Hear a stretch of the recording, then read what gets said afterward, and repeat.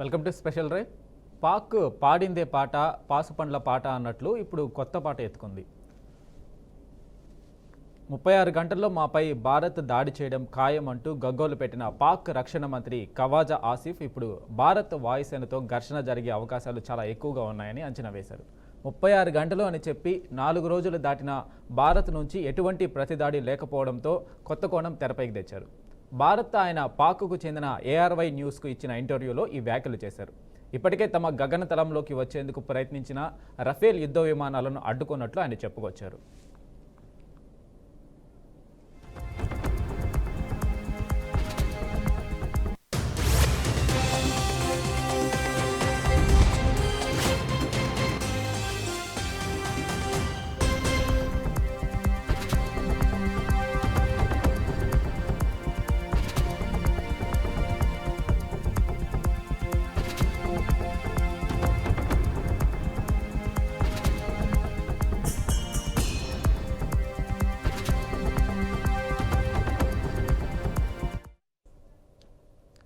ఇక ఇదే మంత్రి మరో ఛానల్లో సింధు నదిపై భారత్ నిర్మించే కట్టడాన్ని అయినా దాడి చేసి కూల్చేస్తామని పేర్కొన్నారు. అసలు భారత్ దీనిపై నిర్మాణాలకు యత్నించడమే దౌర్జన్యంగా భావిస్తామన్నారు. జియో న్యూస్లో దౌర్జన్యం అంటే కేవలం తూటాలు కాల్చడమే కాదు, అది చాలా రూపాల్లో ఉంటుంది. నీటిని ఆపడం, మళ్లించడం వంటిది కూడా. ఇదే జరిగితే పాక్లో ఆకలి చావులను చూస్తాము. వారు ఏదైనా నిర్మాణానికి యత్నిస్తే పాక్ దానిని కూల్చేస్తుంది అంటూ బెదిరింపులకు దిగారు. కాలం గడిచే కొద్దీ భారత్లో ఘర్షణలు పెరుగుతాయే గానీ తగ్గవని ఆయన అభిప్రాయపడ్డారు. పరిస్థితిని సర్దుబాటు చేసేందుకు చాలా దేశాలు యత్నిస్తున్నాయన్నారు.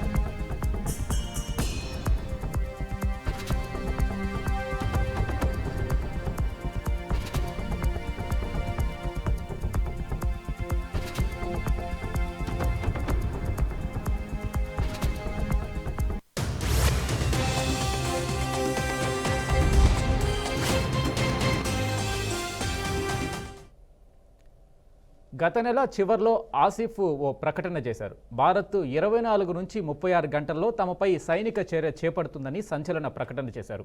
భారత్లో CCS సమావేశం ముగిసి ఉగ్రవాదులపై చర్యకు మిలిటరీకి అధికారాలు ఇచ్చిన వేళ ఈ ప్రకటన వెలువడడం సంచలనం సృష్టించింది. కానీ అటువంటిది ఏమీ చోటు చేసుకోలేదు. ఇప్పుడు మళ్ళీ కొత్త పాట ఎత్తుకొని పాసుపడ్ల పాట పాడుతున్నారు. ఉగ్రవాదాన్ని ప్రోత్సహిస్తున్నందుకు గాను పాకిస్తాన్ నుంచి ప్రత్యక్ష పరోక్ష దిగుమతులపై నిషేధం విధిస్తూ భారత్ ఉత్తర్వులు జారీ చేసిన విషయం తెలిసిందే. మరోపక్క పాక్ ప్రతీకార చర్యలకు దిగింది. భారత జెండా ఉన్న నౌకలు తమ ఓడరేవులను ఉపయోగించుకోవడాన్ని నిషేధిస్తున్నట్లు ప్రకటించింది. భారత్ నుంచి దిగుమతి చేసుకునే పలు వస్తువులపైన బ్యాన్ విధిస్తున్నట్లు వెల్లడించింది. పాక్ నౌకలు కూడా భారత్లోని రేవులకు వెళ్లడానికి వీల్లేదని ఉన్నతాధికారులు ఆంక్షలు విధించారు. న్యూఢిల్లీతో కొనసాగుతున్న ఉద్రిక్తతల నేపథ్యంలో ఈ నిర్ణయం తీసుకున్నట్లు పాక్ సముద్ర వ్యవహారాల మంత్రిత్వ శాఖ పేర్కొంది.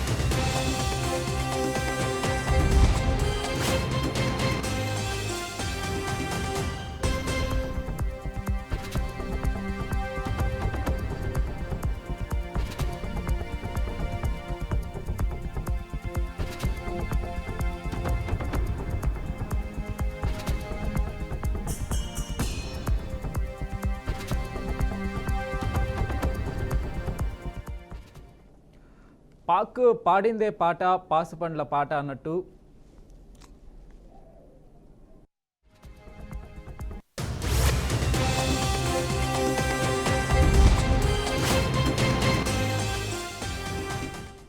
పాక్ పాడిందే పాట పాసుపండ్ల పాట అన్నట్టు ఇప్పుడు కొత్త పాట ఎత్తుకుంది. 36 గంటల్లో మాపై భారత్ దాడి చేయడం ఖాయమంటూ గగ్గోలు పెట్టిన పాక్ రక్షణ మంత్రి ఖవాజా ఆసిఫ్ ఇప్పుడు భారత్ వాయుసేనతో ఘర్షణకు జరిగే అవకాశాలు చాలా ఎక్కువగా ఉన్నాయని అంచనా వేశారు. 36 గంటలు అని చెప్పి 4 రోజులు దాటినా భారత్ నుంచి ఎటువంటి ప్రతిదాడి లేకపోవడంతో కొత్త కోణం తెరపైకి తెచ్చారు. భారత్ ఆయన పాక్కు చెందిన ARY న్యూస్కు ఇచ్చిన ఇంటర్వ్యూలో ఈ వ్యాఖ్యలు చేశారు. ఇప్పటికే తమ గగనతలంలోకి వచ్చేందుకు ప్రయత్నించిన రఫేల్ యుద్ధ విమానాలను అడ్డుకున్నట్లు ఆయన చెప్పుకొచ్చారు. ఇక మరో ఛానల్లో సింధు నదిపై భారత్ నిర్మించే కట్టడాన్ని అయినా దాడి చేసి కూల్చేస్తామని పేర్కొన్నారు. అసలు భారత్ దీనిపై నిర్మాణాలకు యత్నించడమే దౌర్జన్యంగా భావిస్తామన్నారు. జియో న్యూస్లో దౌర్జన్యం అంటే కేవలం తూటాలు కాల్చడమే కాదు, అది చాలా రూపాల్లో ఉంటుంది. నీటిని ఆపడం, మళ్లించడం వంటిది కూడా. ఇదే జరిగితే పాక్లో ఆకలి చావులను చూస్తాం. వారు ఏదైనా నిర్మాణానికి యత్నిస్తే పాక్ దానిని కూల్చేస్తుంది అంటూ బెదిరింపులకు దిగారు. కాలం గడిచే కొద్దీ భారత్తో ఘర్షణలు పెరుగుతాయే కానీ తగ్గవని ఆయన అభిప్రాయపడ్డారు. పరిస్థితిని సర్దుబాటు చేసేందుకు చాలా దేశాలు యత్నిస్తున్నాయన్నారు.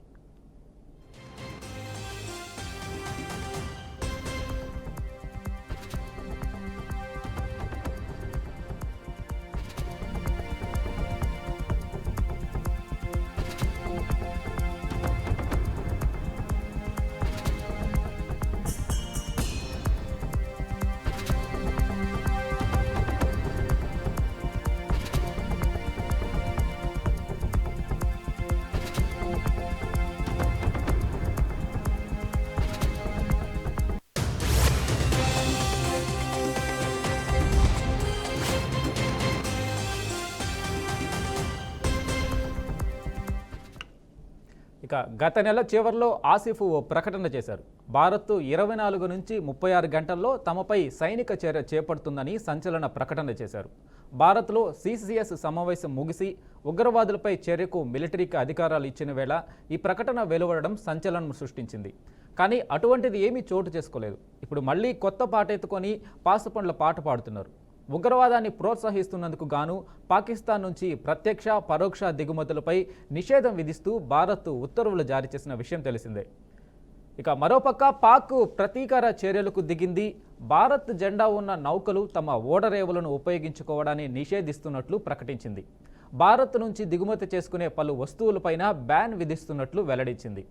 పాక్ నౌకలు కూడా భారత్లోని రేవులకు వెళ్లడానికి వీల్లేదని ఉన్నతాధికారులు ఆంక్షలు విధించారు.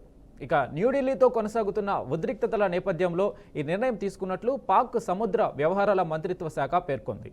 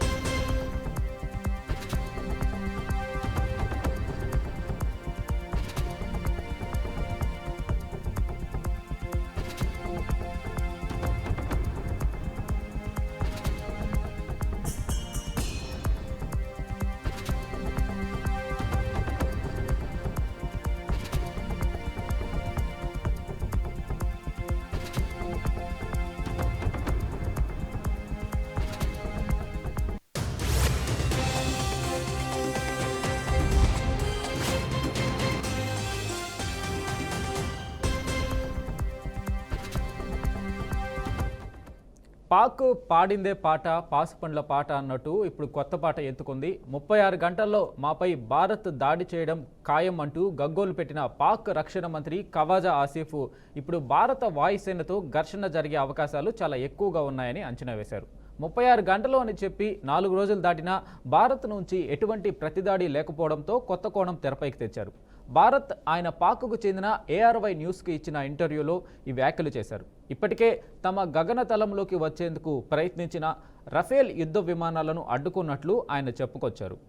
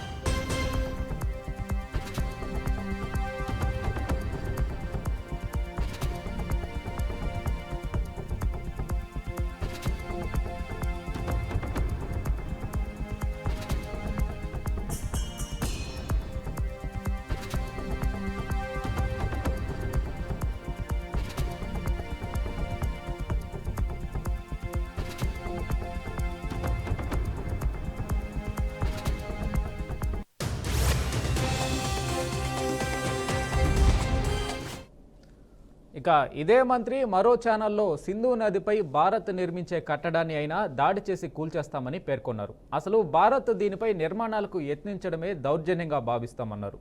జియో న్యూస్లో దౌర్జన్యం అంటే కేవలం తూటాలు కాల్చడమే కాదు, అది చాలా రూపాల్లో ఉంటుంది. నీటిని ఆపడం, మళ్లించడం వంటిది కూడా. ఇదే జరిగితే పాక్లో ఆకలి చావులను చూస్తాం.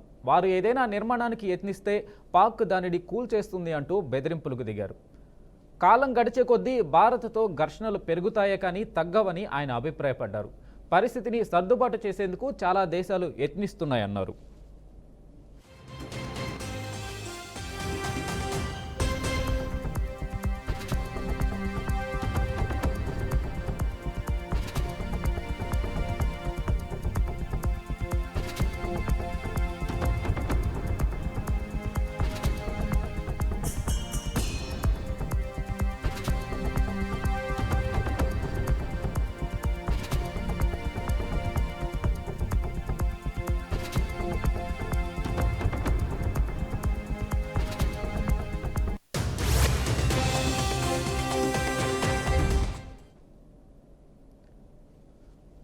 ఇక గత నెల చివరిలో ఆసిఫ్ ఓ ప్రకటన చేశారు.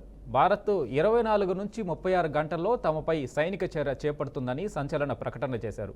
భారత్లో CCS సమావేశం ముగిసి ఉగ్రవాదులపై చర్యకు మిలిటరీకి అధికారాలు ఇచ్చిన వేళ ఈ ప్రకటన వెలువడడం సంచలనం సృష్టించింది. కానీ అటువంటిది ఏమీ చోటు చేసుకోలేదు. ఇప్పుడు మళ్ళీ కొత్త పాట ఎత్తుకొని పాసుపళ్ళ పాట పాడుతున్నారు. ఉగ్రవాదాన్ని ప్రోత్సహిస్తున్నందుకు గాను పాకిస్తాన్ నుంచి ప్రత్యక్ష పరోక్ష దిగుమతులపై నిషేధం విధిస్తూ భారత్ ఉత్తర్వులు జారీ చేసిన విషయం తెలిసిందే. మరోపక్క పాక్ ప్రతీకార చర్యలకు దిగింది. భారత్ జెండా ఉన్న నౌకలు తమ ఓడరేవులను ఉపయోగించుకోవడాన్ని నిషేధిస్తున్నట్లు ప్రకటించింది. భారత్ నుంచి దిగుమతి చేసుకునే పలు వస్తువులపై కూడా బ్యాన్ విధిస్తున్నట్లు వెల్లడించింది. పాక్ నౌకలు కూడా భారత్లోని రేవులకు వెళ్లడానికి వీల్లేదని ఉన్నతాధికారులు ఆంక్షలు విధించారు. న్యూఢిల్లీతో కొనసాగుతున్న ఉద్రిక్తతల నేపథ్యంలో ఈ నిర్ణయం తీసుకున్నట్లు పాక్ సముద్ర వ్యవహారాల మంత్రిత్వ శాఖ పేర్కొంది.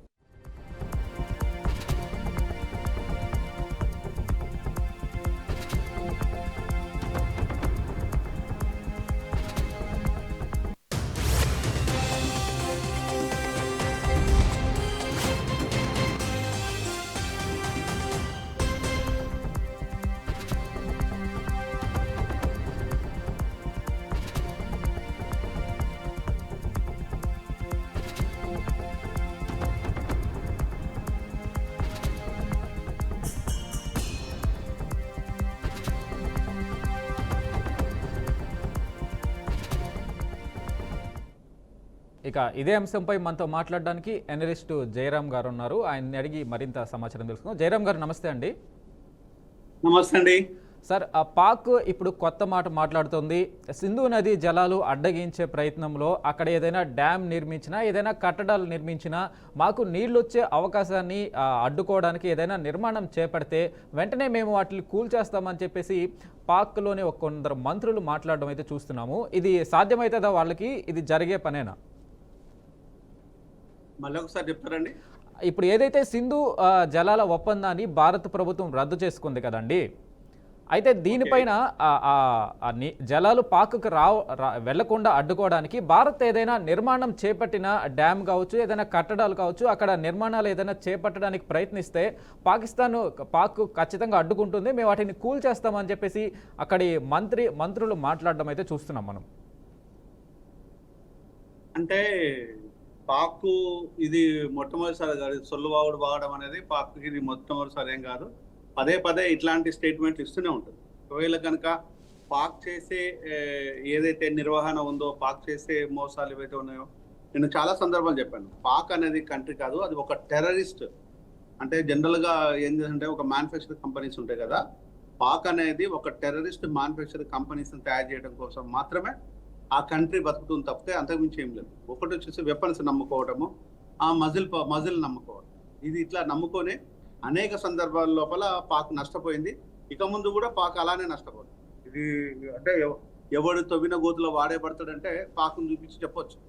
పాక్ చేసిందంటే దయాది దేశమైన పాక్ మన మీద అనేక సందర్భాల లోపల అనేక సార్లు మన మీద ఇబ్బంది పెట్టడం, సో పిఓకేను ఎంత ఆసరాగా చేసుకొని మన మీద ఎలాంటి చర్యలు దిగింది, నిన్నగాక మొన్న జరిగిన ఇష్యూస్ కావచ్చు, ఇట్లా అనేక సార్లు కూడా ఇట్లానే జరిగింది. అంటే ఈరోజు అడ్డుకుంటామంటే వాళ్ళు చెప్పడానికి ఏమని చెప్తారు, మొన్న అనలేదా, ఈ దేశ ప్రధానిని పట్టుకొని ఊపిరి ఆపేస్తామని చెప్పి.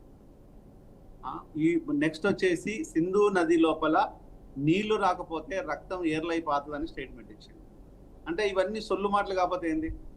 దీనికి భారతదేశం ఏంటంటే ఇక్కడ వెంటనే రియాక్ట్ అవ్వడం అనేది కాదు, సెన్సిబుల్ గా రియాక్ట్ అవ్వాలి. అనేక సందర్భాల లోపల ఉంది. మనం ఏం చేసామంటే సెన్సిబుల్ గానే రియాక్ట్ అయ్యాం. ఎప్పుడు కూడా వాళ్ళ విద్వేషం ఎత్తగొట్టినా మనమే రెచ్చిపోలేదు. సార్, జయరామ్ గారు, అయితే మీరు అన్నట్లే భారత్ ఇంత ఏదైతే పెహల్గాంలో దాడి జరిగిన తర్వాత మన ప్రజల్ని కోల్పోయిన తర్వాత కూడా భారత్ డైరెక్ట్గా పాకిస్తాన్ మీద అణుబాంబు వేస్తాం, పాకిస్తాన్ని నాశనం చేస్తామని ఎక్కడ ఒక మాట కూడా మాట్లాడలేదు. అక్కడ ఉగ్రవాద సంస్థలని మట్టు పెడతామనే ఒక మాట మాత్రమే భారత్ నుంచి వినిపిస్తూ ఉంది. కానీ పాకిస్తాన్ మాత్రం అలా మాట్లాడట్లేదు సార్. అక్కడ పాక్ విదేశాంగ మంత్రి అయితే పాక్ వ్యవహారాల ఏదైతే విదేశీ వ్యవహారాల కార్యదర్శి ఆయన రష్యాలో మాట్లాడడం చూసాము. ఆయన మహమ్మద్ ఖలీఫ్ అంట. సో ఆయన ఏం మాట్లాడుతున్నారంటే, ఇండియా మీద మేము ఖచ్చితంగా అణుబాంబు వేస్తాము, ఈ సింధు నది జలాల ఒప్పందం విషయంలో కావచ్చు, భారత్ ఏదైనా తీవ్రమైన చర్యలకి ఒడిగడితే ఖచ్చితంగా మేము న్యూఢిల్లీని నాశనం చేస్తాము, అణుబాంబు వేస్తామని చెప్పేసి తీవ్రమైన మాటలు అయితే వాళ్ళ నుంచి వస్తున్నాయి. అంటే పాకు ఉన్న అదే సొల్లు చెప్తాను. పాకు ఉన్న సొల్లు ఏంటంటే అంత ఇంత కాదు, తన్నపోయి తన్నిచ్చుకునే వారమే ఉంటుంది పాకు. సో ఎప్పుడు మన మీద ఇది మొదటిసారిగా, చాలా సందర్భాల లోపల ఇలానే జరిగింది. 2 సార్లు యుద్ధాలు జరిగినప్పుడు కూడా ఇట్లా చేసింది. మొన్నటికి మొన్న కూడా పాకు ఏం చెప్పిందంటే, మేము అమెరికా ఇతర దేశాలను మాటలు నమ్మి చాలా నష్టపోయాము అనే నీతులు కూడా చెప్పింది. అంటే అమెరికా లాంటి దేశాలు పాకు ఎంత స్నేహస్తం చూపించినా, ఎంత కోఆపరేట్ చేసినా, ఎన్ని వెపన్స్ చేసినా కూడా ఇక్కడ అంతర్జాతీయంగా పాక్ను దోషిగా నిలబెట్టేసాం మనం. సో గ్లోబల్గా మనం పాక్ను ఏదైతే ఐసోలేట్ చేస్తున్నామో ఆర్థికంగా, సో నెక్స్ట్ బిజినెస్ పరంగా, వ్యాపార పరంగా, సో పాక్ని ఒంటరి చేస్తున్నాం. ఒంటరి చేసాం కూడా, చేస్తున్నాం కాదు ఒంటరి చేసాం. ఇప్పుడు పాక్ ఉన్నది ఏంటంటే అష్టదిగ్బంధనం అంటుంటున్నాం. అష్టదిగ్బంధనంలో పాక్ ఉంది. పాక్ మనము ఏదైతే పంపించాలనుకుంటున్నామో ఎగుమతులు దిగుమతుల విషయం లోపల వాళ్ళే మనం యాక్సెప్ట్ చేయట్లేదు, మనం వాళ్ళకి పంపించడం లేదు. సేమ్ టైం వచ్చేసి ఇతర దేశాల గ్లోబల్ డయాస్ మీద పాక్ని నేరస్తుగా చూపిస్తున్నాము, ఒక టెర్రరిస్ట్ కంట్రీగా చూపిస్తున్నాము. అమెరికా నిన్నగాక మొన్ననే చెప్పింది, పాక్ భారతదేశానికి సహకరించాలి, టెర్రరిజాన్ని ప్రేరేపించొద్దు అని చెప్పింది. టెర్రరిజాన్ని ఎవరు ప్రేరేపిస్తున్నారు? పాక్ ప్రేరేపిస్తుంది. ఎవరండా చూసుకొని అమెరికా అండా చూసుకొని. ఇప్పుడు అమెరికా విషయం లోపల ఇండియా ఏ విధంగా ప్రవర్తిస్తుంది అనేది ఒక ప్రధానమైన ప్రశ్న. ఇంకొక అంశం ఏంటంటే ఇక్కడ ఏదైతే టెర్రరిస్టుల దాడి జరిపిందో వాళ్ళంతా సురక్షితంగా ఈ దేశం దాటి వెళ్ళు అనేది ఒక వినికిడి మాత్రమే. నాకేం పూర్తి స్థాయిలో సమాచారం లేదు, నాకు తెలియదు. ఇది మీడియాలో వచ్చిన సమాచారం మాత్రం. సార్ ఎన్ఐఏ కూడా ప్రకటించింది. సార్ జయరామ్ గారు, ఎన్ఐఏ కూడా ప్రకటించిందండి, పాకిస్తాన్ ఏదైతే ఆ ఉగ్ర మూకలు ఏదైతే దాడి చేశారో వారు ఇంకా కాశ్మీర్లోనే తలదాచుకుంటున్నట్టుగా కూడా ఎన్ఐఏ ప్రకటన ఆల్రెడీ చేస్తుంది. ఎన్ఐఏ ప్రకటన చేసి ఉండొచ్చు కానీ ఆల్రెడీ పోయిందన్న అన్న తర్వాత కదా ప్రకటన చేసింది. సో ఇక్కడ దాటిపోయింది అంటే ఇప్పటి వరకు పట్టుకోకపోవడము పాక్ అది పెద్ద గొప్పగా అవుతుంది. అదే కనుక వాళ్ళని పట్టుకున్నట్టు అవుతే సో పాక్ ఇప్పుడు ఏ విధంగా చెప్తుంది అంటే ఇక్కడ భారతదేశంలోకి చొరబడి ఇష్టానుసారంగా ఒక మారణకాండ సృష్టించేసి మేము క్షేమంగా మళ్ళీ మేము వచ్చేసాము అనే అహంకారంతో మాట్లాడుతుందా, లేకపోతే మనల్ని చేతగానోలుగా చూస్తుందా అనేది. అంటే మన మంచితనాన్ని కూడా, అంటే మన చేతగానోళ్ళు అనే దానికంటే కూడా మన మంచితనాన్ని కూడా చేతగానితనంగా చూస్తున్నాం. ఇక్కడ మనం చేయాల్సింది ఏంటంటే వెయిట్ చేస్తున్నాం. అంటే ఎప్పుడు కూడా ఇతరులను ఒక ప్రొవికేట్ చేస్తే ఆ ప్రొవికేషన్కు మనం వెంటనే రియాక్ట్ అయ్యి తప్పటడుగులు వేయకుండా మనము అంతర్జాతీయ సమాజం ముందు పాకును దోషిగా నిలబెట్టాలనుకున్నాము. దోషిగా డెఫినెట్గా ఇప్పుడు నిలబడి ఉంది. దాన్ని తప్పించుకోవడం కోసం పాకు ఏదేదో కథలు చెప్తుంది, అవి సరైన విధానం కాదు. పాక్ ఇప్పటికైనా కూడా వాళ్ళని రక్షించుకోవాలి, ప్రజల క్షేమం కోరుకోవాలన్నట్టు అయితే ఇప్పటికైనా పాక్ అనేది అంతర్జాతీయంగా శరణు చూచడం కాదు ఇప్పుడు చేయాల్సింది. ఇలాంటి టెర్రరిజం అనేది ఒక ఇండియా సమస్య కాదు, ఎంటైర్ ప్రపంచ సమస్య. అంతర్జాతీయంగా అనేక దేశాలు టెర్రరిజానికి అగెనిస్ట్ గా కొట్లాడుతున్నాయి. కాబట్టి ఇది ఒక భారతదేశ సమస్య కాదు. సో ఇది అంతర్జాతీయ సమస్య కాబట్టి దీనికి అందరూ కలిసి వస్తారు. ఆ కలిసి వచ్చినప్పుడు పాకును డెఫినెట్ గా దోషిగా నిలబెట్టిండు.